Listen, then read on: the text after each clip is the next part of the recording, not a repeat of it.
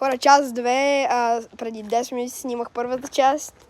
Просто нямаме търпение да влезем. Една приятелка не вдига, затова ще влезем. Сега трябва да сме тихи, защото ако някой наркоман излезе с АК-47, ще ни хараса. Или с принцовка. Или по-врачански ще ни хараса.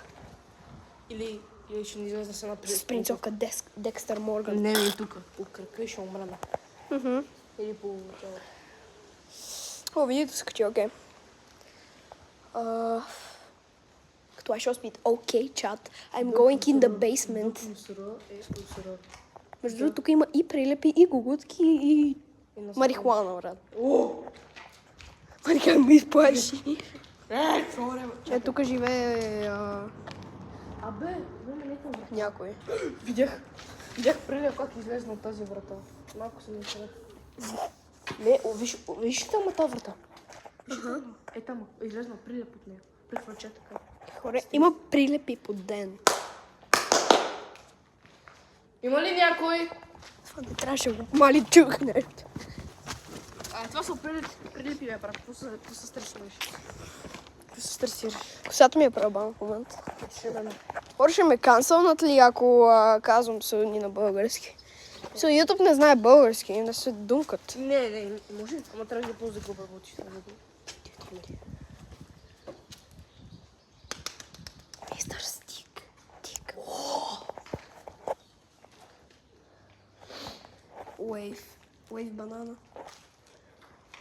Само аз ли виждам някакъв силует там? Не, много е тъмно, брат. Не мога да видя. Да, и аз така просто се бах. I want внимание. Хора, ние сме толкова смели мъже, че от цялата, сигурно 3 декарова сграда сме стигнали само до тази стаичка. И от другия вход. Да, и от другия вход.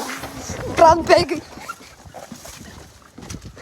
Напишете в коментарите дали чухте нещо, защото аз не чух абсолютно нищо. Чух нещо да изпуква така, както ние си ходим.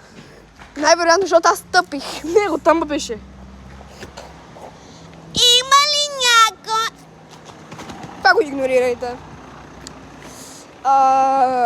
Ние сме бъзловци, така че ще влеза за последен път да ви покажа какво представлява сградата.